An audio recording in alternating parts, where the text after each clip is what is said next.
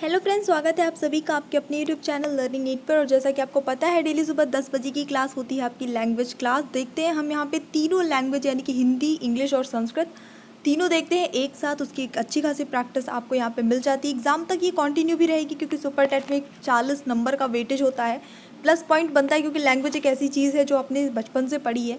भले आपका स्ट्रीम कुछ रहा हो, साइंस रहा हो, मैथ्स रहा हो, एसएसटी रहा हो, दैट डजेंट मैटर।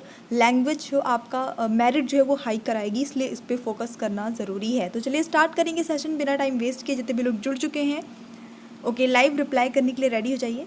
तो पहले हम संस्कृत के प्रश्न देख लेते हैं। तो पहला प्रश्न है स्वतंत्र, और फिर उसके बाद खाली स्थान है यहाँ पे। इसमें आपको बताना है रिक्त स्थान में क्या होगा। कर्म, कर्ता, करण, संप्रदान, ये आपका जो विभक्ति सूत्र होते हैं उनमें से है, एक सूत्र है ये।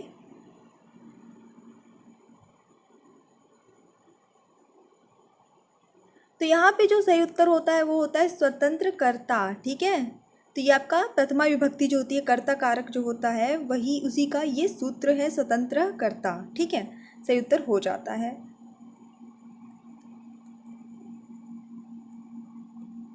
संख्या पूर्वो ब्लैंक में रिक्त स्थान में क्या होगा। अब ये द्वंद्व बोल रहे हैं।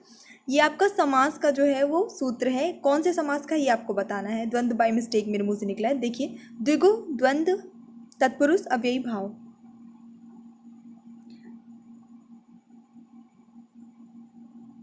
तो यहाँ पे जो सही उत्तर होगा वो हो जाता है द्विगु, क्योंकि जो द्विगु समास होता है उसमें पहला जो पद होता है वो क्या होता है, संख्या होती है कोई ना कोई। ठीक है, जैसे कि पंचवटी, दशानन। ठीक है, ये सारे आपके ऑप्शन रहते हैं। अगला प्रश्न देखेंगे। जिस समास में पूर्व पद और उत्तर पद एक ही विभक्ति के हों वह समास कौन सा है। अव्ययी भाव, तत्पुरुष, कर्मधारय, बहुब्रीहि। थोड़ा सा घुमा लिया है क्वेश्चन को, फटाफट से देख लीजिए। एक ही विभक्ति पूछा है।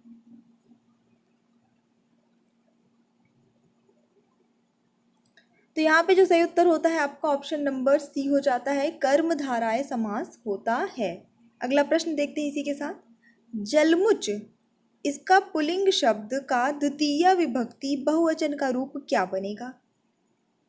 रूप निश्चित रूप से आने हैं। ठीक है, आपके चाहे यूपी टेट होगा और फिर चाहे सुपर टेट होगा, रूप, धातु, रूप, ये सारी चीज़ें निश्चित रूप से आएंगी। प्रत्यय निश्चित रूप से आएगा। कुछ चीज़ें हैं जो निश्चित है कि आनी ही आनी है। एक आपका जो है शब्दार्थ आएगा संस्कृत का कंफर्म रूप से। चलिए देख लेते हैं क्या होता है इस प्रश्न के लिए सही उत्तर। तो जलमुचह जो है वो यहाँ पे सही उत्तर हो जाता है। जितने भी लोगों ने ये गेस किया था सही है। श्री शब्द का प्रथमा बहुवचन का रूप क्या बनेगा। श्रियः, श्रिया, श्रिये, श्रियाः। तो प्रथमा विभक्ति बहुवचन रूप बनता है आपका ऑप्शन नंबर ए, श्रियः, बिल्कुल सही उत्तर। अस्मद शब्द का सप्तमी विभक्ति में एक वचन का रूप क्या होगा। आवयोः, मत, मय, मयि। अस्मद।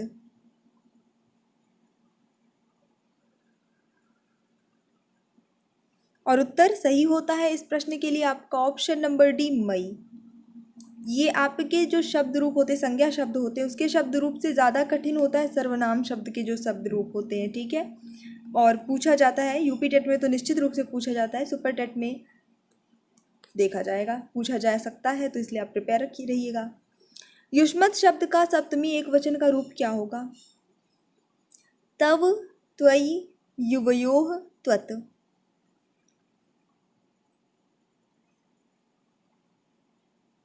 और उत्तर सही होता है यहाँ पे आपका ऑप्शन नंबर बी, त्वयि। ठीक है, अगला देख लेते हैं। चलिए देखिए, ऊपर जो है आपका अस्मद का सप्तमी एक वचन पूछा था, तो क्या था आपका सही उत्तर, मई। और यहाँ पे युष्मद का वही सप्तमी एक वचन रूप ही पूछा है, एक ही जैसे चल रहा है, यहाँ पे हो गया त्वयि।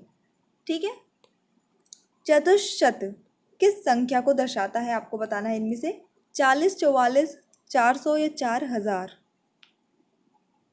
चतुष्शत, तो शत मतलब होता है 100, 4 लगा हुआ है आगे, चतुष लगा है, तो 400 आपका सही उत्तर हो जाएगा ऑप्शन नंबर सी, 400 सभी का सही। रघुवंश महाकाव्य किसने लिखा है। भारवी, कालिदास, भास, भभूति।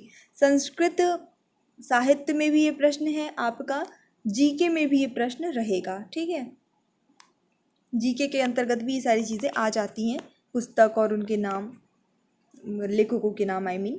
चलिए देख लेते हैं क्या सही उत्तर होता है। आपका ऑप्शन नंबर बी सही होगा, बहुत फेमस है कालिदास। हन धातु लोट लकार मध्यम पुरुष का रूप क्या बनेगा? जहि, हत, हंतु, हतम।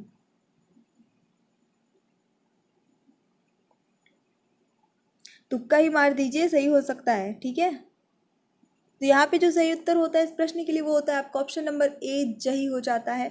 अगर आपके गलत हो रहे हैं आंसर, क्योंकि इसमें मैं रूप वगैरह ज़्यादा दे रही हूँ तो ये कमेंट आता है कभी कभी कि ज़्यादा गलत हुए हैं, परेशान मत होइए, अभी गलत होंगे तो इससे ये तो पता चलेगा ना कि आपका कौन सा जो है पोर्शन वीक है और किस पोर्शन पर आपको ज़्यादा मेहनत करने की ज़रूरत है।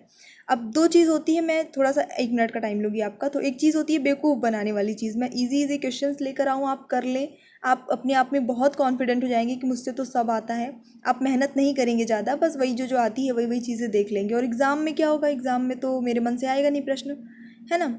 वहाँ पे जाके कई बार होता है ना, हमें लगता है कि हमें सब आता है पर एग्ज़ाम में समझ में आ जाता है कि अरे ये तो नहीं आता। वो चीज़ ना हो, वो सिचुएशन ना आए, इसलिए मैं कोशिश करती हूँ कि प्रश्न आपको थोड़े से ऐसे दूँ जो आपको ना बने और आप उस पर मेहनत करें। चलिए देखेंगे, निम्न में कौन सा शब्द घोड़ा का पर्यायवाची नहीं है? हिंदी से है प्रश्न। बाजी, तुरंग, हरि, करिवर। घोड़ा का पर्यायवाची जो ना हो, तो यहाँ पे करिवर नहीं है, बाकी सभी जो है घोड़ा का पर्यायवाची है, अश्व का पर्यायवाची है। कौन सुमेलित नहीं है, कुछ भी नहीं यहाँ पे बताया है कि किस चीज़ का मेल है, बस बोला है कौन सुमेलित नहीं है। अपनी कॉमन सेंस लगानी है। इहलोक, परलोक, उच्च निम्न, सगुण निर्गुण, गुप्त रहस्य। बिल्कुल बिल्कुल, तो यहाँ पे हम देख रहे हैं कि सभी जो पेयर हैं शब्दों के वो क्या हैं, आपस में विलोम शब्द हैं, लेकिन गुप्त और रहस्य ऑलमोस्ट एक ही चीज़ है। तो ऑप्शन नंबर डी यहाँ पे जो है वो सही सुमेलित नहीं है। जिसका तेज समाप्त हो गया हो उसके लिए एक शब्द क्या होगा? निस्तेज, तेजस्वी, तेजी, तीव्र। और उत्तर सही होता है आपका ऑप्शन नंबर ए, निस्तेज। उसने सोचा होगा, ये किस प्रकार का वाक्य है? विस्मयबोधक, आज्ञावाचक, संदेहवाचक या संकेतवाचक?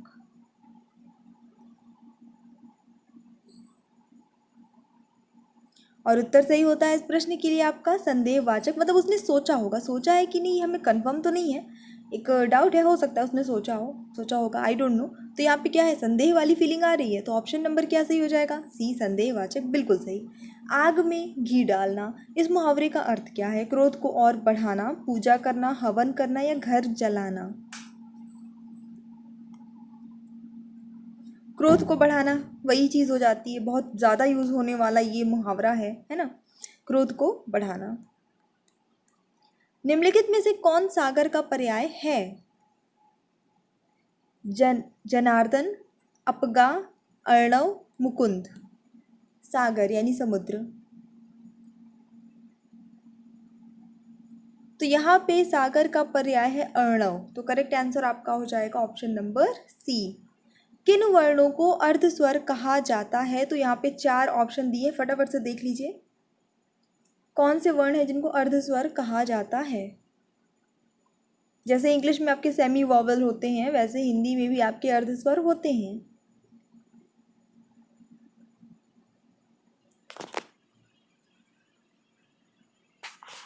तो यहाँ पे जो सही उत्तर होता है वो होता है आपका ऑप्शन नंबर बी, य और व को कहा जाता है।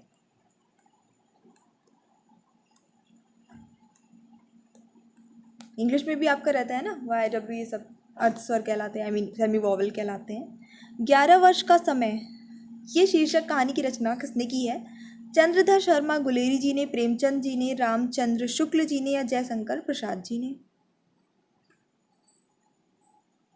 11 वर्ष का समय।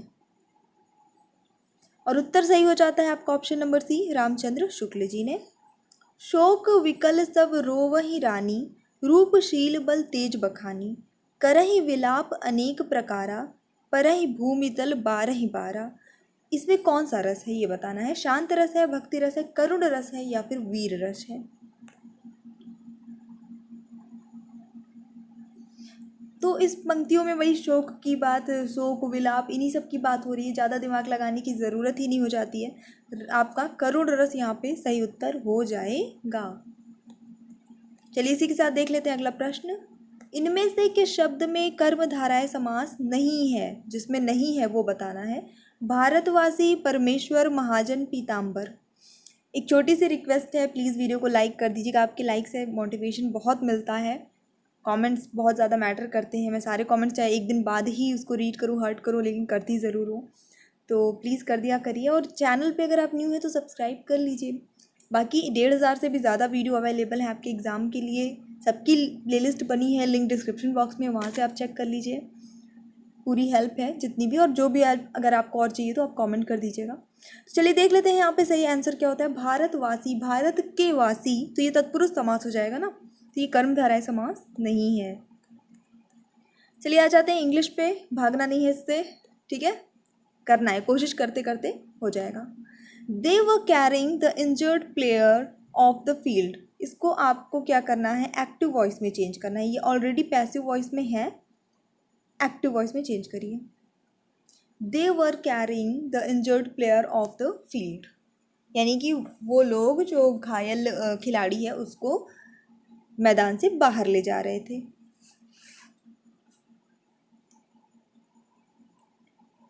तो चलिए देख लेते हैं पहले सबसे। तो यहाँ पे जो ऑब्जेक्ट है, यानी किसको बाहर ले जाया जा रहा है, जो घायल खिलाड़ी है, ये ऑब्जेक्ट हो गया। तो ये हमेशा एक्टिव वॉइस पे क्या हो जाएगा, सब्जेक्ट की जगह पे आ जाएगा। तो द इंजर्ड प्लेयर सबसे पहले आ जाएगा।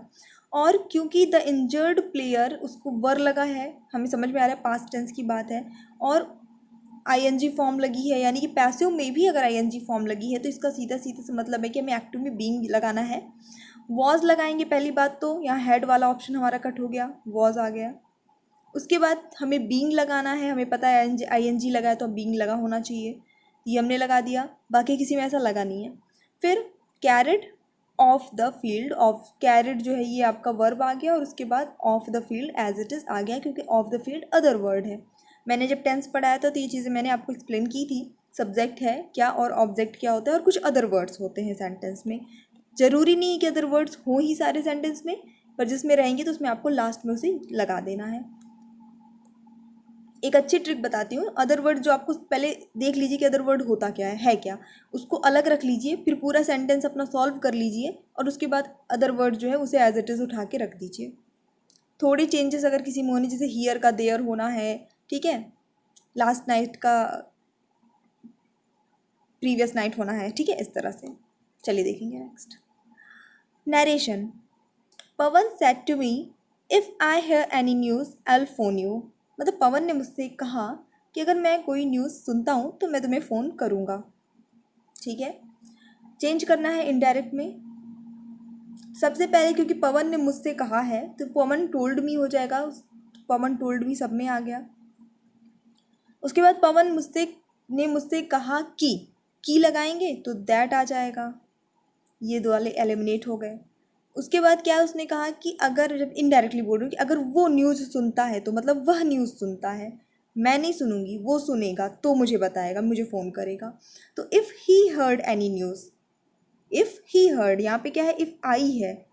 तो पवन ने मुझसे ये नहीं कहा है कि अगर मैं कोई न्यूज़ सुनता हूँ तो वो मुझे फ़ोन करेगा, नहीं, जब वो कोई न्यूज़ सुनेगा तो वो मुझे फ़ोन करेगा, तो ही आएगा यहाँ पे। He heard any news he would phone me. तो दो ऑप्शन हमारे पहले ही आउट हो गए थे, एक और आउट हो गया, तो बचा क्या, ऑप्शन नंबर बी, ये सही आंसर हो जाता है। विल चेंज हो जाता है वुड में, पता ही आपको। चलिए अगला देख लेंगे। अच्छा, विल अगर चेंज होता है वुड में तो शैल किस में चेंज होता है, फटाफट से कमेंट करके बताइए। चलिए देखेंगे next. Which one of the following sentence is a grammatically correct sentence. इसमें से कौन सा सेंटेंस है जो ग्रामेटिकली सही है। My bicycle has been stolen, my bicycle has stolen, my bicycle been stolen, और my bicycle is been stolen. Grammar की तरह से सही है जो, ये कर लीजिए, फिर बताती हूँ शैल के साथ क्या यूज़ होगा, शैल किस में चेंज होगा, आई मीन। तो यहाँ पे जो करेक्ट आंसर है वो हो जाता है आपका ऑप्शन नंबर ए हो जाएगा। My bicycle has been stolen, मेरी जो साइकिल है वो चोरी हो गई है। ग्रामेटिकली ये सही है, किसी और के द्वारा चुराई गई है, यहाँ पे इसका कोई जिक्र नहीं है, लेकिन वो चुराई गई है कोई वस्तु, तो वहाँ पे हम हैज़ बीन लगाएंगे। और जैसे कैन का पास्ट फॉर्म होता है कुड, विल का पास्ट फॉर्म होता है वुड, शैल का भी पास्ट फॉर्म होता है वुड, शुड नहीं होता, ठीक है, शुड अलग मॉडल है। तो शैल और विल क्योंकि एक सा एक ही सेंस रखते हैं, एक ही जगह यूज़ होते हैं, दोनों का ही पास्ट फॉर्म वुड ही होता है। चलिए देखेंगे next. One who does something for the first time, कोई भी इंसान जो कोई काम पहली बार कर रहा हो, क्या कहलाएगा? तो यहाँ पे जो सही आंसर होगा आपका ऑप्शन नंबर डी हो जाएगा, पायनियर कहलाएगा। ये सही आंसर हो जाता है इस प्रश्न का, ठीक है। इसका अर्थ होता है अग्रणी या अगुआ, है ना, जो पहली बार कर रहा हो। अच्छा, एक यहाँ पे एक वर्ड लीडर मॉडल तो मान लीजिए सबको पता है इसका अर्थ। एक और यहाँ पे फॉर रनर सॉरी एक वर्ड आया हुआ है, इसको देख लेंगे। देखिए, पहले आने वाला व्यक्ति या वस्तु जो अन्य को प्रभावित करती है या कुछ घटना होने का संकेत देती है, उसके लिए ये टर्म यूज़ किया जाता है। We threw out some old furniture so that the new television set blank enough space, has enough space, have enough space, or had enough space, or will have। हमने कुछ पुराने फर्नीचर फेंक दिए, बाहर कर दिए मतलब घर से, ताकि जो नया टेलीविज़न सेट आ रहा है उसके लिए पर्याप्त जगह हो जाए। हिंदी में बता दिया तो अब इंग्लिश में आप कर लेंगे। तो क्योंकि ये पास्ट टेंस की देखिए बात हो रही है, यहाँ पे हैड का यूज़ आप ज़्यादा सही होगा, ठीक है, हैड का यूज़ सही होगा। और थोड़ा सा हम ये भी समझिए कि दो पार्ट्स में ये सेंटेंस है, we throw out some old furniture, फिर इसके बाद यहाँ से एक अलग सेंटेंस है, सो दैट का यूज़ करके चेंज किया गया है जो कि सबऑर्डिनेटिंग कंजक्शन है। और यहाँ पे आपका हैड यूज़ करना सबसे बेटर है कि हमने कुछ भी ओल्ड फर्नीचर क्यों फेंका था, क्योंकि डिपेंडेंट है ना। क्यों फेंका था हमने अपना ओल्ड फर्नीचर, फेंका या बाहर किया, कुल मिला के घर से बाहर निकाला फर्नीचर को, पुराने फर्नीचर्स को, क्यों? ताकि जो है वो हमारा टेलीविज़न सेट है उसके पर्याप्त जगह हो जाती, ठीक है। ये सही आंसर हो जाएगा। Find the error in the given sentence. All right. Headmaster has instructed the teachers to follow the rules of the school. Headmaster ने टीचर्स को ये मतलब इंस्ट्रक्ट किया कि स्कूल के जो भी रूल्स एंड रेगुलेशंस उसने फॉलो वो करें, ऐसे निर्देश दिए। कहाँ पे यहाँ पे ग्रामेटिकल एरर है, बहुत ही छोटी सी एरर है। ऑप्शन नंबर ए सही हो जाएगा। यहाँ पे हेड मास्टर के पहले द लगाना है आपको। आप एप्लीकेशन भी लिखते हैं तो लगाते हैं ना, to the principal, to the headmaster, to the class teacher, the लगाना है। ध्यान रखिएगा, आर्टिकल का यूज़ करना है, स्पेशली जब स्टार्टिंग हो रही है उसी सेंटेंस उसी वर्ड से पर्टिकुलर, ध्यान रखिएगा। I want blank new books for coaching class, some, much, any और मैनी। एंड इसके लिए करेक्ट आंसर होता है some books, some new books. मैं कुछ नई किताबें जो हैं चाहता हूँ कोचिंग क्लास के लिए, तो ऑप्शन नंबर ए सही हो जाएगा। यहाँ पे भी वर्ब फिल करना है। When we got home last evening, we found that the guest blank arrived. Guest have arrived, has arrived, is arrived और had arrived।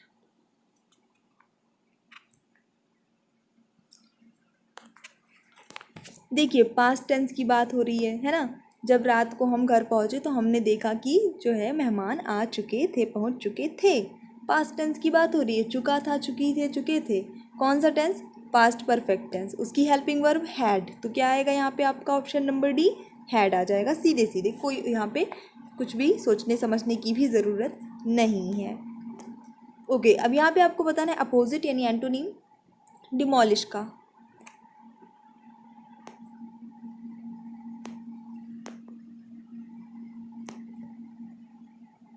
सो यहाँ पे जो करेक्ट आंसर है इस क्वेश्चन के लिए वो हो जाता है आपका ऑप्शन नंबर बी, डिमोलिश। उसका अपोजिट होता है इस्टैब्लिश। डिमोलिश मतलब होता है किसी चीज़ को ढा देना, गिरा देना। इस्टैब्लिश का मतलब होता है स्थापित कर देना किसी चीज़ को। A verb which require an object after it is called what. ये बहुत अच्छा प्रश्न है आज का, और आज का लास्ट भी है, तो एक बार लाइक कर दीजिएगा। ऐसा वर्ब जिसके बाद किसी न किसी ऑब्जेक्ट की ज़रूरत होती ही होती है, ऐसा वर्ब क्या कहलाता है? Transitive verb, intransitive verb, neither transitive और नॉर इंट्रांजिटिव, यानी कि ना कि दो ट्रांजिटिव ना इंट्रांजिटिव, या फिर इनमें से कोई नहीं। हिंदी में तो हमें पता ही है, जिसके बाद कर्म की आवश्यकता हो वो सकर्मक क्रिया हो गई, वही चीज़ है, बस उसको सकर्मक क्रिया को इंग्लिश में क्या बोलते हैं ये पता होना चाहिए।